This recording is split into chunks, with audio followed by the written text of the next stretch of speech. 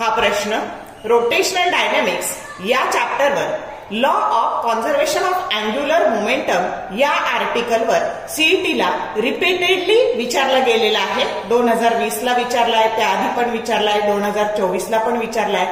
तर आपल्याला एकदा ट्रिक कळली कसं सोडवायचं की खूप पटकन सोडवता येतं. प्रश्न जरी मोठा दिसत असला तरी त्याला कसं सोडवायचं हे एकदा कळलं की आपल्याला प्रश्न पाहणं सोडवणं सोपं जातं. तर बघूया प्रश्न काय आहे. A thin circular ring of mass capital M and radius small r is rotating about its axis with a constant angular velocity omega. Two objects, each of mass small m, are attached gently to opposite ends of diameter of ring.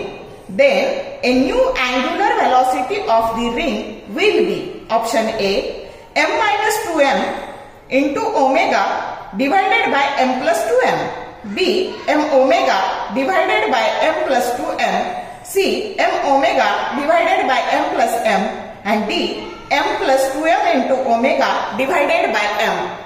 आता बघा इथे पहिल्या केस मध्ये काय आहे तर ही ring आहे जिचा मास कॅपिटल M आहे आणि जिची रेडियस स्मॉल r आहे.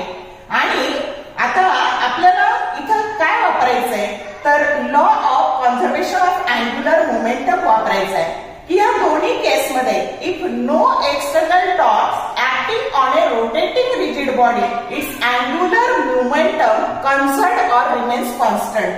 मग आपण त्याचं आधी मोमेंट ऑफ इनर्शिया काढू. या केसमध्ये ही initial angular velocity omega I ही ओमेगा दिलेली आहे आणि ह्या ऍक्सिस बद्दलचं ही रिंग आहे आणि तिचा मोमेंट ऑफ इनर्शिया येणार आहे mr², कारण रेडियस स्मॉल r दिलेली आहे. आणि Li initial angular momentum I omega म्हणजेच हे झालं mr² ओमेगा, याला म्हणून इक्वेशन नंबर 1. आता दुसऱ्या केस मध्ये काय दिलंय तर ही जी रिंग आहे ही ह्या ऍक्सिस वरती फिरताना ह्या डायमेट्रिकली अपोजिट साइडला इथं हे पॉइंट मास ठेवलंय ज्याचं याचं पण मास m आहे, याचं पण मास m आहे आणि ऑलरेडी हा एक ऍक्सिस आहे आणि म्हणून इथलं जे मोमेंट ऑफ इनर्शिया आहे त्याला आपण म्हणू I'. मग आता हे तर झालं ह्या ऍक्सिस बद्दलचं झालं mr². आता ह्या पॉइंट मासचं झालं मास इंटू हे जे अंतर आहे त्याचा स्क्वेअर म्हणजे mr² आणि हे जे आहे याचं पण झालं mr² आणि मग हे टोटल झालं बघा I' that is equal to m plus 2m आणि r² आपण कॉमन काढलं आणि इथलं अँग्युलर मोमेंटम ते येणार आहे I' omega f, final angular velocity, आणि ही आपल्याला काढायची आहे. मग ह्या I' ची किंमत आपण टाकून दिली m plus 2m r² into omega f. आता बघा याला म्हणू equation number 2. If no external torque acts on a rotating rigid body its angular momentum conserved, आणि म्हणून आपल्याला हे दोन्ही इक्वेशन इक्वेट करायचे 1 आणि 2 आणि आपल्याला फायनल अँग्युलर व्हेलॉसिटी काढायची आहे. मग आपण त्याला आधी लिहू m plus 2m r² omega f that is equal to mr² omega.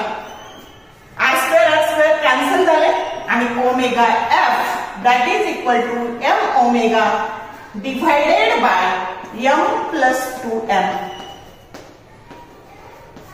आणि जो करेक्ट ऑप्शन काय आहे बी आहे. समजलं कसं सोडवलं ते? तर या पद्धतीने आपल्याला सोडवायचे. जर व्हिडिओ आवडला लाईक करा, शेअर करा, कमेंट करा. Thank you for watching this video.